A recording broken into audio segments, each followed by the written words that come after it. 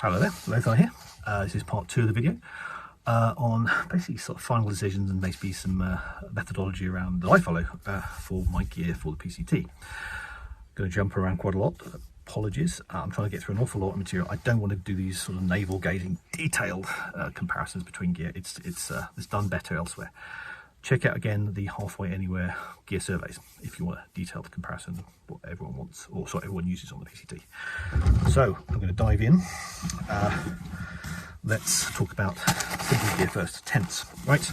I use a duplex tent. It is the most popular tent on trail. Z-Pack. This has done 3 seasons recent. 3 seasons, been repaired many times. I use that seam seal tape. I also have a backup of an Altaplex Z-Pack tent. Not used quite so much. I tend to still defer to the extra space of the duplex. So, but you make your mind up. Again, these are very expensive. They are kind of long-term investments if you want to do a lot of through hiking. But there are cheaper tents out there that can get you through perfectly reasonably. I marry that with a Tyvek sheet. Now, this is basically acting as a ground sheet. So I lay this down first and put the tent on top, so it protects the basin of the tent. But I also use it as my hiker sign, so if I'm hitching. And if you're an international person, put a flag on there because it gets interest from people giving you hitches and say, oh, let's talk to a British person or a French person or whatever. There's no harm. The other thing I do marry with this is granite gear. This is 1/8 inch foam pad. Basically, it just goes under my sleep pad inside my tent, so it's not my sleep pad sliding around. It also gives a little bit of insulation, but it also doubles up as a foam pad. So if I have a heavy load going through the Sierra, I might use it as an extra padding around my backpack. And I've even used this to cut little insoles when my insoles have compressed so much that I did 2 or 3 layers of this in my shoes, or one of the shoes in particular, to basically give some extra padding to my feet. But it worked fine. Other things, waterproofs. Going to hear a lot of these frog togs. Now, frog togs, these are the budget ones. I say a lot of people say they through hike through these. I use these as my spares. They're cheap waterproofs. You get clammy, you put them on. They don't feel great, but they work. They work fine if you're budget constrained. If your budget can extend to some of the more higher end gear, I would, if you can, if you're going to do lots of hiking and do other through hikes, then I'd probably consider investing in a higher grade waterproof. Now, I use these are the Z-Pack's Vertis. There's an enlightened equipment version. These are very breathable materials. Like any waterproof, they'll wet out eventually, but these give you extra capacity, certainly in heavy rain. Have these lasted? This pair has lasted 2 through hikes. I like these in particular because they're very easy to repair. So there's a repair using that seam seal tape I mentioned. That's coloured tape. Basically repair the tear that I got from brambles, I think it was. These are highly breathable. I love these because they're very comfortable in wind and rain. They're very breathable. I wear them in town. I actually love wearing these. Jacket I use less so, but again it's more breathable than say frog togs.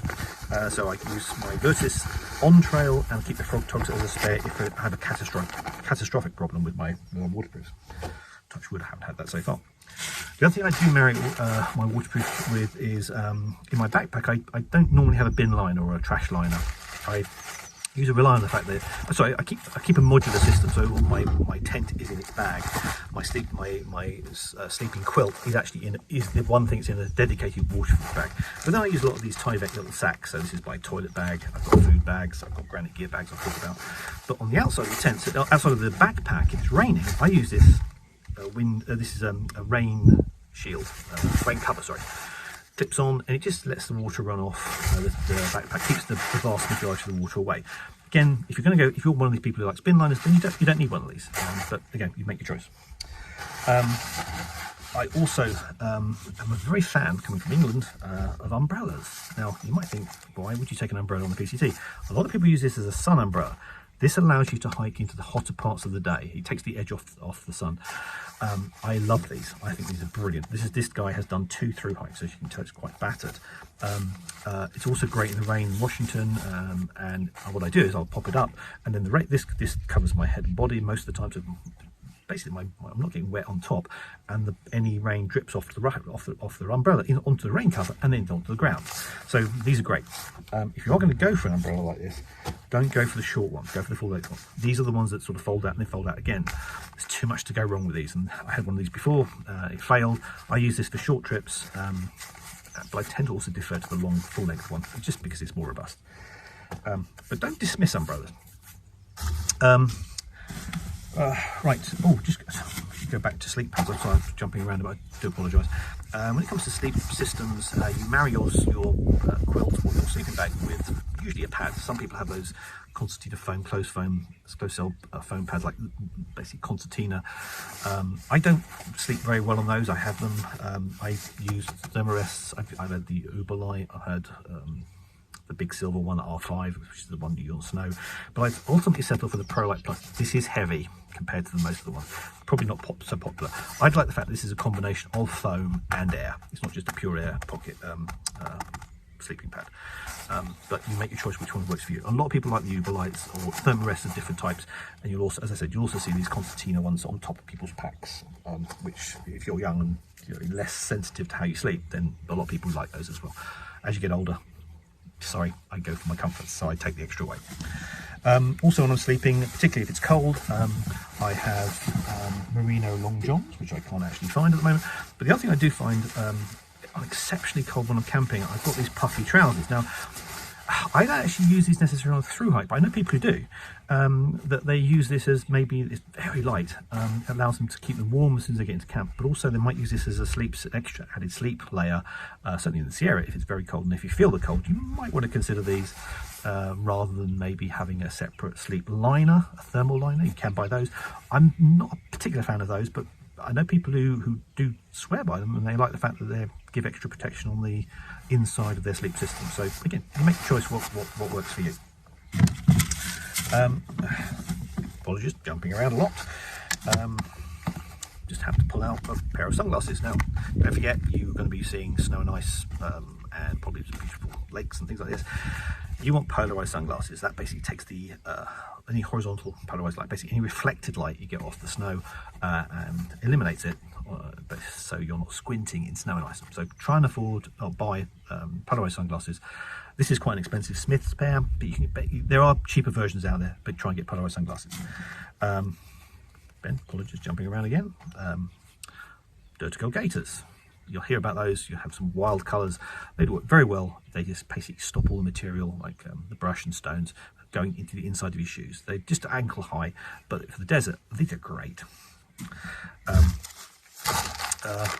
Thinking about the desert, I jumped around a bit. I talked about my tent. I forgot to talk about trekking poles, the tent pegs. Now remember, you can go light and ultralight, and you've got these little thick wired, like shepherd crook type pegs. They don't work well in the desert. Go for at least a minimum of a mini groundhog like this. You want some traction. You don't want to sort of constantly be trying to work out how to put your tent up and seeing the pegs just sort of fall or basically collapse in the sand. Go for something reasonably robust, or you can tie it to rocks, certain situations. But guess what? Don't always find big enough rocks when you camp. So get some decent pegs. Okay, cooking. You're going to be doing either stove cooking, in which case you need a California campfire permit, even for a stove. So look online for that. I'll put a link. You can be cooking, you can be no cook, so basically you can cold food, or you can do cold soaking. Now, a lot of people use these Talenti gelato jars. You can buy these in most stores, grocery stores in the US. You eat the gelato, and then you've got a nice cold soaking jar if you want to do cold soaking. You can buy these early on in San Diego as soon as you arrive. Eat the stuff, but these are very popular, great for cold soaking.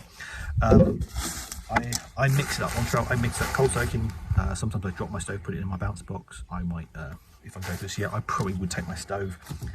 So I've got a nice little package like this. This is a 750ml cook pot in a sort of self-made cozy like that. So I can just basically boil water and then stew my ramen overnight. So I don't have to boil it for 7 minutes. I can just boil it for a minute and then let it stew for 10 minutes. Gas canisters. Oh, sorry. Pair that with a pocket rocket. Now this is a there's lots of there are lighter ones, lighter stoves out there. This is basically a gas stove. Don't get ones with piezo igniters. They fail when the most annoying times. Just get a big lighter and maybe have a spare big light, or a sort of have a little wallet of tiny little matches you've got as a backup as well. As I said, piezo igniters, sadly, they fail. I don't ever get a canister bigger than this, except maybe if I'm going through a long section of the Sierra, I might get the next size up. Don't be tempted to get the big one. I've seen some people carrying a huge gas canister. These last surprisingly long time if you're solo. You can refill them. I don't know if you've seen those keys where you can actually take a half-empty gas canister from a hiker box and use that with a valve to refill your one or top up your one. I was skeptical until this year I saw a hiker using one, and what he did was in town, basically just stopped the camp, boys camp just before Sonora Pass, and what he showed me was you can put it in a sort of a refrigerator, one of these in a refrigerator with the one you want to fill up, and you put the one you want to take gas from outside in the sun for a little while, and the temperature difference means that when you connect these up with a little valve, the gas naturally flows into the colder one and fills it up. I was surprised, it works really well. So I'm going to get one next time. Right, surprise, surprise. Food, right. You are never going to be able to keep up with how many calories you're burning. So when you get into town, stuff your face as much as possible. Like this year, like a lot of hikers, they're going through long sections. So I resort to things like couscous, which is, I'd probably marry that up with some of this ghee, clarified butter, or coconut oil or virgin olive oil, just to dump the calories in. Problem with doing that is pretty miserably boring meals. You might jazz it up with little things. You might have these sort of flavour packets that you might get with ramen, but it's very difficult to eat this for long periods and be happy. Yeah, you're going to find as you head up the desert, you're going to find food that you like. The Sierra is going to be a challenge, so I actually tend to resupply.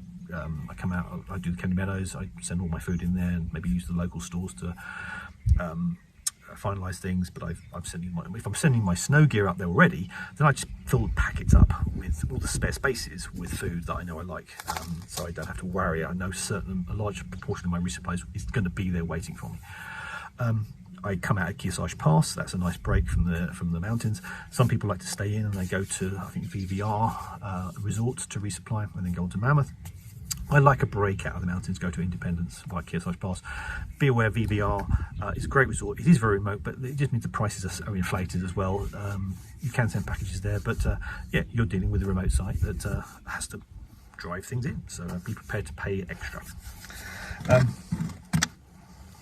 When it comes to cookware, I just have a metal spoon, which is a titanium spoon, and I just actually had at the bottom of my backpack, done about 2,000 miles, a spare plastic one as well, so again, nice to have redundancy. And when it comes to storing food, I have these Granite Gear 16-litre bags. Now, don't be too worried about the fact that it's going to use all 16 litres. These compress to nothing, but it means I can fill them up. I have two of these, depending on different foods I carry, and just stuff them in the bag, and they sort of fall into place into some of the spare space in my backpack. But you've got a big handle that you can just pull them out, and I colour code these, as I said, depending on what I'm carrying with them. I've got 4 of these in there, but maybe use 2 on a tour bag. Okay, my toilet bag. So I have basically a simple toilet bag.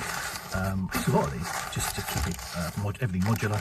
I've got a Ziploc bag with toilet paper in. I have a double Ziploc bag system whereby for the dirty toilet paper goes in there. Don't bury your toilet paper, just bury your poop and take out your dirty toilet paper. And I also have a small bottle like this, actually not this one, I have a slightly smaller one, of hand gel or hand sanitizer. So that's my poop bag, if you like.